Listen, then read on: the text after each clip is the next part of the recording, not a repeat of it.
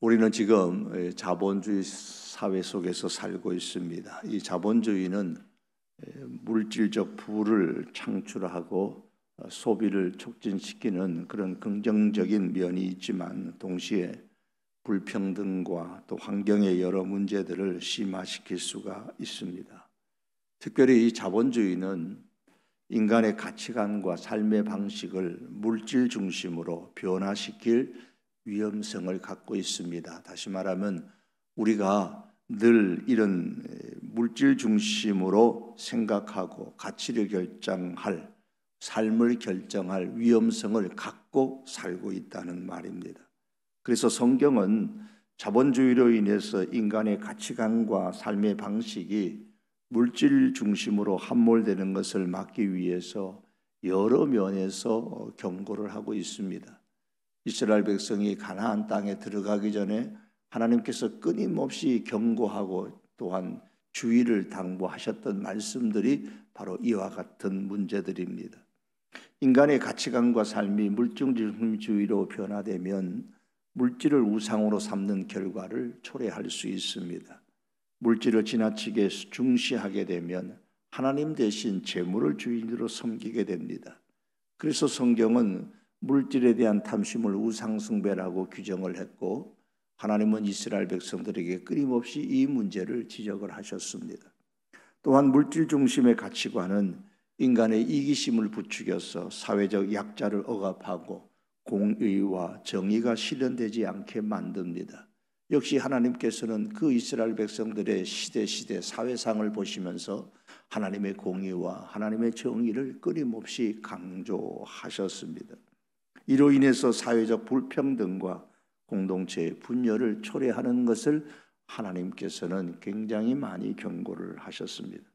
또 한 가지 이 물질 중심의 가치관과 삶은 영적인 빈곤과 내적인 불안을 가져오게 되고 결국에는 영원한 생명과 구원을 상실하게 된다라는 사실을 말씀해 줍니다. 그래서 결국 이 물질 중심주의로 우리가 변질되게 될 때에 그 결국은 하나님의 심판을 피할 수 없게 된다라는 사실을 성경은 우리에게 끊임없이 말씀합니다. 그래서 하나님께서는 하나님의 사람들이 이 물질 중심주의로 가치관과 삶이 변질되지 않도록 하기 위해서 사람에게 가르쳐 주신 한 가지 사실이 있습니다. 그것은 내 주머니에 들어온 재물 가운데 적어도 내 몫이 아닌 것이 있다라는 사실을 끊임없이 가르쳐 주셨습니다.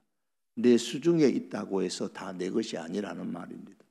사람이 물질과 관련하여 이 한 가지만 사실 잘 기억하고 성실하게 지킨다면 물질로 인해서 넘어지지 않을 수가 있습니다.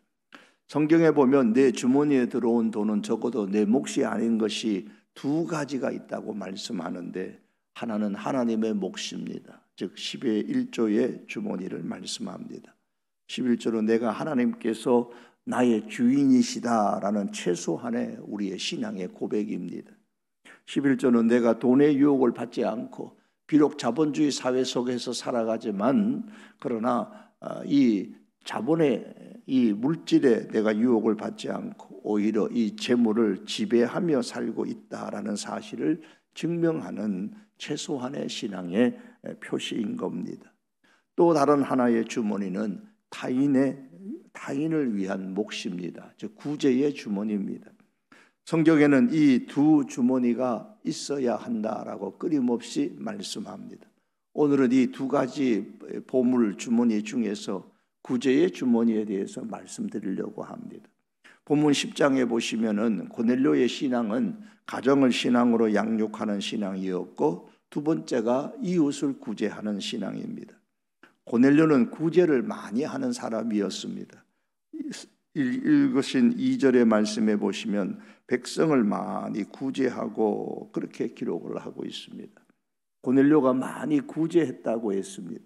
고넬료는 유대 땅에 사는 이방인이잖아요. 유대인들은 이방인들을 꺼려합니다. 거기다가 고넬료는 점령군의 장교입니다. 군인입니다. 따라서 유대인들의 미움의 표적이 되기 딱 좋은 사람입니다. 물론 겉으로는 고넬료가 점령군의 군인이었기 때문에 이렇게 딱 드러내놓고 표현할 수는 없을런지는 모르지만 유대인의 입장에서 보면 점령군의 군인이고 이방인이었기 때문에 좋아할 수가 없는 사람이 고넬료입니다. 그런데 그런 상황에서도 고넬료는 백성들을 많이 구제했습니다. 백성을 위한 고넬료의 구제가 정치적인 목적이 아닙니다. 진심이었습니다. 10장 22절의 말씀에 보면 유대 온 족속이 칭찬하였다 그랬습니다. 유대 백성들이 고넬료를 칭찬했다고 말씀해요.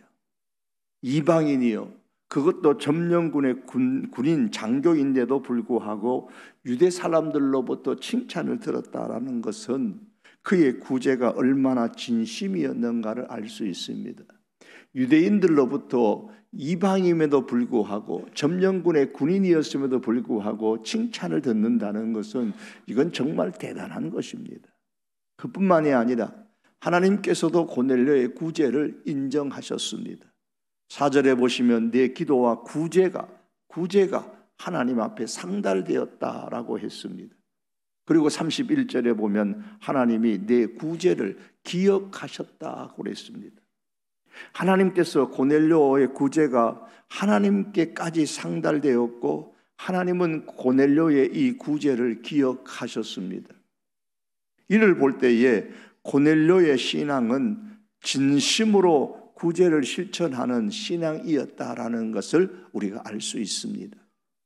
여러분, 우리 성도교회는 MSM, 즉 성숙, 섬김, 선교를 지향하는 교회가 되자고 했습니다. 그 구체적인 실천 사항 중에 하나로 예수님의 마음으로 교회와 가정과 이웃을 섬기자고 했습니다. 그래서 우리 교회는 이웃을 섬기는 차원에서 우리 매년 가난한 이웃과 따뜻한 겨울나기 운동에 동참을 하고 있습니다. 매년 겨울마다 따뜻한 겨울나기 캠페인을 아마도 서울시청에서 주도하는 것 같아요. 그리고 각 구청과 주민센터에서 실제적으로 시행을 하고 있습니다. 작년에는 우리 교회가 그 일로 상패를 받은 적도 있다고 말씀을 드린 기억이 있습니다. 올해도 사회봉사위원회 주관으로 우리 성도교회가 가난한 이웃과 따뜻한 겨울나기 운동에 동참하기 위해서 회원동 주민센터에 200만 원을 기부를 했습니다. 여러분, 고넬료의 신앙은 이웃을 구제하는 신앙입니다. 그의 이러한 신앙을 모델로 삼아서 우리는 교회적으로도 그리고 개인적으로도 고넬료의 신앙을 실천하는 이 운동에 힘껏 동참할 수 있기를 원합니다. 여러분, 하나님께서는 종종 물질 사용을 통해서 우리 성도의 신앙을 시험하십니다. 즉 테스트하세요. 유혹에 빠지도록 하기 위해서가 아니라 우리의 신앙을 이렇게 성숙하도록 하기 위하여 테스트를 하십니다. 그 이유는 사람이 재물에 너무 많은 애착을 갖고 살기 때문입니다. 사람들이 하나님의 물질 사용 시험에 불합격한 경우가 있는데 그 원인은 내게 돈이 있어야 안전한 삶을 살 수 있고 돈은 많으면 많을수록 더 행복을 얻을 수 있을 것이라고 생각하기 때문입니다. 어느 면에서는 틀린 말은 아니죠. 돈이 있으면 더 좋은 집을 살 수가 있고 더 좋은 환경 속에서 살 수가 있고 지금 내가 사용하는 것보다 더 좋은 것으로 바꾸어서 소유할 수도 있습니다. 그런데 문제는 그렇게 돈을 가지고 더 새로운 것, 더 많은 것을 소유한다고 해도 성경은 재물이 우리의 만족을 주지 못한다고 그렇게 분명히 말씀을 합니다. 타락한 인간의 본성은 항상 더 나은 것, 더 많은 것을 얻고 싶어 하기 때문에 현재 갖고 있는 것에 대해서 결코 만족하지를 못합니다. 성경은 전도서 5장 10절 말씀에서 이렇게 말씀합니다. 은을 사랑하는 자는 은으로 만족하지 못하고 고대 시대의 은은 화폐였습니다. 즉 돈으로 만족하지 못하고 풍요를 사랑하는 자는 소득으로 만족하지 아니하나니 이것이 또 헛되도다 그랬습니다. 사람은 돈으로 만족할 수 없다고 했습니다. 풍요로운 소득으로도 만족할 수 없다고 했습니다. 그러므로 물질로 만족하기를 원하는 사람은 평생 만족하지 못하는 불행한 사람이 되고 말 것입니다. 물질로 만족할 수 있는 방법은 단 한 가지입니다. 물질로 구제하는 겁니다. 성경은 주는 것이 받는 것보다 복이 있다고 했는데 나눔의 기쁨이 물질을 소유하는 기쁨보다 더 크다는 겁니다. 더 큰 만족을 준다라는 의미입니다. 그러므로 여러분, 물질로 시험하는 이 하나님의 시험에 통과하여서 물질로 인해 참으로 만족한 삶을 살 수 있기를 원합니다. 그 비결은 물질을 내 손에 움켜잡지 아니하고 구제하는 나눔의 삶을 사는 겁니다. 또한 재물에 있어서 성경은 남보다 좀 더 많은 재물을 가졌다면 그것은 사명이라고 말씀합니다. 자본주의 사회에서 우리가 삶으로 인하여 우리는 물질을 축적할 수 있다는 장점이 있습니다. 이스라엘 백성이 가나안 땅에 들어감으로 인하여 얻을 수 있는 여러 장점 중에 하나는 저들이 수고한 대로 창고에 물질을 축적할 수 있었다는 겁니다. 성경은 우리가 자본주의 사회에서 살지라도 물질을 축적하지 말고 가난하게 살아라, 그날 먹고 다 끝내버려라, 그렇게 말씀하지 않습니다. 결코 가난 그 자체를 아름답다라고도 성경은 말씀하지 않습니다. 하지만 하나님은 가난한 사람에게 특별한 관심과 사랑을 베푸십니다. 가난이 아름답고 선하기 때문에 그런 게 아닙니다. 하나님은 가난하기 때문에 당해야 하는 고통을 아시기 때문입니다. 그래서 특별한 관심을 갖는 겁니다. 그래서 하나님께서 가난한 사람 옆에 누구를 두시느냐? 부유한 사람을 두세요. 왜냐하면 그를 통하여서 가난한 사람의 고통을 위로하기 위해서입니다. 그럼에도 불구하고 있는 사람이 없는 사람을 외면하고 구제하지 않는다면 하나님은 그 책임을 부유한 사람에게 찾으실 겁니다.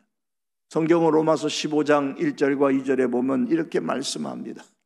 우리 강한 자가, 믿음이 강한 우리는 마땅히 믿음이 약한 자의 약점을 담당하고 자기를 기쁘게 하지 아니할 것이라 우리 각 사람이 이웃을 기쁘게 하되 선을 이루고 덕을 세우도록 할지니라 그렇습니다. 그렇습니다. 세상에는 강한 사람이 있고 연약한 사람이 있습니다. 믿음뿐만이 아니라 재물의 면에서도 강한 사람이 있고 약한 사람이 있습니다. 부유한 사람이 있고 가난한 사람이 있습니다. 불공평하죠. 하나님은 그런데 공평하신 분이십니다. 공평하신 하나님께서 왜 불공평함을 우리 사회에 허락하셨을까요? 강한 사람의 손길이 연약한 자의 약점을 담당하기를 원하시기 때문입니다. 부자의 손길이 가난한 자의 약점을 담당해 주어서 공평해지기를 하나님은 참 원하십니다. 있는 사람의 구제와 선행이 없는 사람에게로 흐르는 것을 원하시기 때문이죠. 강한 자가 연약한 자의 역할을 담당하는 것은 마땅히 그랬습니다. 마땅하다는 말입니다. 책임이요 사명이라는 말입니다. 그러므로 가난한 자를 소홀히 하는 것은 단지 생각이 없거나 사랑이 없는 그런 차원의 문제가 아니라 책임과 사명을 회피하는 문제입니다. 여러분, 물질로 사명을 감당할 수 있는 기회를 놓치지 않기를 원합니다. 돈에는 날개가 달려 있어서 언제든지 내 품을 떠나 날아갈 수가 있습니다. 성경은 잠언서 23장에서 말씀합니다. 내가 어찌 허무한 것에 주목하겠느냐? 정령이 재물은 스스로 날개를 내어 하늘을 나는 독수리처럼 날아가리라. 성경은 재물을 허무한 것이라고 했습니다. 왜냐하면 재물에는 날개가 달려 있어서 우리가 생각하지 못한 때에 독수리가 재빠르게 하늘 높이 날아가는 것처럼 우리의 재물도 붙잡을 시간적 여유도 없이 날아가 버릴 수가 있다는 말입니다. 그러므로 날아가기 전에 내 수중에 재물이 있을 때가 바로 재물로 사명을 감당할 수 있는 기회입니다. 이 기회를 놓치지 말고 이웃을 구제함으로 통해서 사명을 감당하는 우리들이 될 수 있기를 원합니다. 남보다 더 많은 재물을 가지고 있을 때가 바로 구제할 수 있는 기회입니다. 그리고 재물이 우상숭배와 영혼의 타락의 원인이 될 가능성도 있지만 다른 한편으로는 하나님의 마음에 맞게 이 물질을 사용한다면, 즉 이 물질로 재물로 사명을 감당한다면, 하나님의 시험에 통과한다면 오히려 땅의 복과 하늘의 복의 근거가 될 수가 있습니다. 하나님께서는 구제가 얼마나 중요한지 11조를 첫 번째 11조, 두 번째 11조, 세 번째 11조까지 구별하여 이 세 번째 11조를 어려운 이웃을 위하여 사용하도록 규정하실 만큼 구제를 중요하게 생각을 하십니다. 신명기 14장 28절과 9절을 말씀합니다. 매 3년 끝에 그해 소산의 10분의 1을 다 내어 내 성읍에 저축하여 너희 중에 분깃이나 기업이 없는 레위인과 네 성중에 거류하는 객과 및 고아와 가부들이 와서 먹고 배부르게 하라. 그리하면 내 하나님 여호와께서 내 손으로 하는 범사에 내게 복을 주시리라고 했습니다. 성경에서 가난한 이웃을 표현할 때 대표적으로 사용하는 표현이 객과 고아와 과부입니다.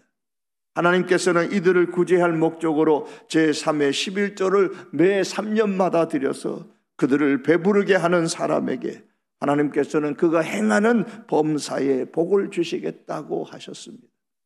신명기 14장 29절에서 그리하면 내 하나님 여호와께서 너의 손으로 하는 범사에 내게 복을 주시리라고 했습니다. 내 손으로 하는 범사입니다. 또한 성경은 잠언서 11장 25절에서 구제를 좋아하는 자는 풍족하여질 것이요 남을 윤택하게 하는 자는 자기도 윤택하여지리라고 했습니다. 그런데 땅의 복만이 아니라 하늘에서도 복을 주십니다. 누가복음 12장 33절의 말씀은 이렇게 말씀합니다. 너의 소유를 팔아 구제하여 낡아지지 아니하는 배낭을 만들라. 곧 하늘에 둔 바 다함이 없는 보물이니 거기는 도둑도 가까이 하는 일이 없고 좀도 먹는 일이 없느니라. 하늘에 둔 바 다함이 없는 보물이라 그랬습니다. 이것이 무엇이라고 했습니까? 너의 소유를 팔아 구제하여 그랬습니다. 구제가 바로 그런 것이라는 겁니다. 우리가 1,000원 한 장이라도 죽을 때 하늘로 가지고 갈 수 없지 않습니까? 다만 이 땅에 살아있는 동안에 미리 하늘에 보물을 쌓아둘 수 있는 비결이 있다면 얼마나 좋을까요? 바로 구제가 미리 하늘에 쌓아두는 것이요, 이웃을 구제하는 것은 하늘에 보물을 쌓아두는 행동입니다. 그러니 구제가 어찌 복받는 행동이 아니겠습니까? 이웃을 구제함으로 하늘의 보물을 미리 쌓아두는 그런 복 있는 사람으로 우리가 살 수 있기를 원합니다. 하늘의 보물을 쌓아두면 당연히 하늘의 삶을 기대하며 살게 되는 거예요. 너희 보물 있는 곳에는 너희 마음도 있으리라고 성경은 말씀하지 않았습니까?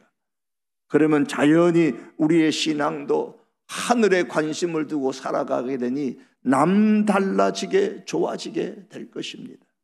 사랑하는 성도 여러분, 이를 다 종합해 보면은 하나님께서는 하나님의 백성인 우리들이 어떻게 물질을 사용하는가에 대단한 관심을 갖고 계신다라는 사실을 알 수 있습니다. 관심만 갖고 계신 게 아닙니다. 바른 물질 사용을 통해서 우리들이 하나님의 시험에 통과하여서 영혼이 타락하지 않을 뿐만 아니라 재물에 대한 사명 또한 잘 감당함으로 통해서 땅과 하늘의 복을 받기를 참으로 원하십니다. 그래서 하나님은 늘 이렇게 말씀하셨죠. 레위기 19장 말씀에 보면 9절과 10절에 말씀합니다. 너희가 너희의 땅에서 곡식을 거둘 때에 너는 밭 모퉁이까지 다 거두지 말고 내 떨어진 이삭도 줍지 말며 내 포도원의 열매를 다 따지 말며 내 포도원에 떨어진 열매도 줍지 말고 가난한 사람과 거루민을 위하여 버려두라. 나는 너희의 하나님 여호와이니라. 레위기 23장에서도 동일한 말씀입니다. 너희 땅에 곡물을 벨 때에 밥 모퉁이까지 다 베지 말며 떨어진 것을 줍지 말고 그것을 가난한 자와 거루민을 위하여 남겨두라. 나는 너희의 하나님 여호와이니라. 곡물이나 포도원의 열매는 그냥 자란 게 아니잖아요. 농부의 수고와 땀이 맺은 결과입니다. 그런데 그렇게 수고하고 땀을 흘려 맺은 곡식이요 열매이지만 밭 모퉁이에 있는 것은 베지 말고 떨어진 것은 그냥 두라고 했습니다. 이유는 가난한 사람들을 위해서입니다. 또한 성경은 말씀하기를 너는 6해 동안은 너희 땅에 파종하여 그 소산을 거들고 7째 해에는 갈지 말고 묵혀두어서 내 백성의 가난한 자들이 먹게 하라. 그 남은 것은 들짐승이 먹으리라. 내 포도원과 감람원도 그리할지니라 그랬습니다. 요즘도 똑같지 않습니까? 우리가 소득을 얻은 것은 우리가 한 달 동안 혹은 일주일 동안 혹은 하루 동안 열심히 노력하고 땀을 흘린 결과물들입니다. 그 결과로 내 손에 쥐어진 겁니다. 그런데 하나님께서는 그 중에 일부를 남겨두라고 했습니다. 가난한 사람을 위해서 말입니다. 가난한 자를 위하여 제7년째는 땅을 쉬게 하고 그 땅에서 자연스럽게 나는 것을 가난한 사람들이 취하여 가져가서 먹을 수 있도록 하라고도 말씀하셨습니다. 이러한 말씀들에 우리가 근거하여서 고넬료 신앙의 두 번째 실천 사항으로서 이웃을 구제하라라는 주제하에 우리는 이삭 죽기 운동을 펼치려고 합니다. 이삭은 내 몫이 아닌 거예요. 이삭은 우리가 가진 밭의 전부가 아닙니다. 모퉁이의 일부일 뿐입니다. 밭 전체에 비하면 극히 작은 것이잖아요. 수확한 것 전부가 아니고 땅에 떨어진 것 일부입니다. 아무리 생각해봐도 밭 전체와 모퉁이를 비교하면 밭 전체의 수확이 비교할 수 없을 만큼 많습니다. 아무리 생각해봐도 기술이 없어도 수확한 것이 이 땅에 떨어진 것보다는 훨씬 많지 않아요. 열매 전부가 아니라 일부입니다. 가지에 붙어있는 열매에 비해서 땅에 떨어진 열매는 지극히 일부입니다. 이것이 바로 이삭입니다. 그러므로 우리가 가진 물질의 전부가 아니라 전부에 비해 지극히 적은 일부 이삭을 가난한 이웃을 위해 사용하는 운동이 이삭 죽기 운동입니다. 하나님께서는 너의 소유의 절반을 떼어다가 가난한 사람을 위해서 남겨두라고 그렇게 말씀하지 않으셨습니다. 우리가 할 수 있는 것, 모퉁이에 있는 이삭, 우리가 하다가 땅에 떨어진 그 이삭들, 그것은 그거라도 가난한 사람을 위하여 남겨두라고 말씀하셨습니다. 이게 이삭 죽기 운동입니다. 올해는 그 시작으로 목표를 북한에 있는 사람이 탈북하여서 남한으로 오는데 사용되는 경비를 지원하는데 이삭 죽기 운동을 통해서 사용을 하려고 합니다. 제가 듣기로 여러분도 들으셨지만 한 사람이 탈북하여 남한에 오는데 지금은 약 1,400만 원에서 1,500만 원 정도가 든다고 했습니다. 올해 성도교회 어린이들로부터 시작해서 모든 성도들이 함께 참여하여서 한 사람에게는 작은 이삭에 불과하겠지만 다 같이 모이면 크게 사용될 수가 있습니다. 다 같이 이삭을 모아서 한 사람이라도 탈북을 하는데 도움을 주고 싶습니다. 요즘 현금을 사용하는 경우가 적기 때문에 잔돈이 많이 없을 겁니다. 이삭과 같은 돈이잖아요. 여러분이 카드를 사용하면 또한 포인트도 쌓일 것입니다. 여러분이 현금 사용하지 않으니까 그 현금 그래도 갖고 있는 여러분의 가정마다 있는 주머니마다 있는 그런 여러분이 잔돈이라고 생각되는 것은 다 모아다가 그렇게 저축했으면 좋겠습니다. 그리고 또한 카드도 사용하면 여러분 포인트가 쌓이는데 어르신들은 이 포인트가 쌓인지조차도 모르고 그냥 흘러버리잖아요. 여러분이 카드를 사용한 후에 쌓이는 포인트는 그냥 여러분이 사용하시고 포인트의 숫자만큼 저금통에 현금을 넣어서 부재금으로 모아주셨으면 좋겠습니다. 포인트는 1포인트가 얼마죠? 모르세요? 1포인트가 1,000원입니까? 만원입니까? 예, 1포인트는 1원이에요. 1포인트는 1원이니까 1,000포인트가 쌓이면 1,000원이고요. 10,000포인트가 쌓이면 10,000원이지만 아마 10,000포인트 쌓이는 경우는 아마 여러분 거의 없을 거예요. 교회에서 각 가정당 작은 돼지 저금통을 하나씩 나눠드릴까 싶습니다. 자녀들에게 이 돼지 저금통장의 사용 용도를 설명하고 온 가족이 열심히 그 돼지 저금통을 채워서 교회로 가져와서 별도로 준비된 함에 넣어주시면 됩니다. 이게 이삭줍기 운동입니다.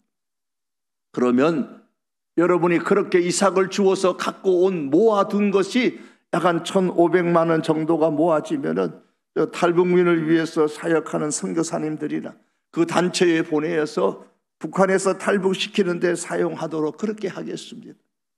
우리는 한 사람이 탈북하는 것이 그리 심각해 보이지는 않잖아요. 하지만 본인에게는 죽느냐 사느냐 중대한 문제입니다.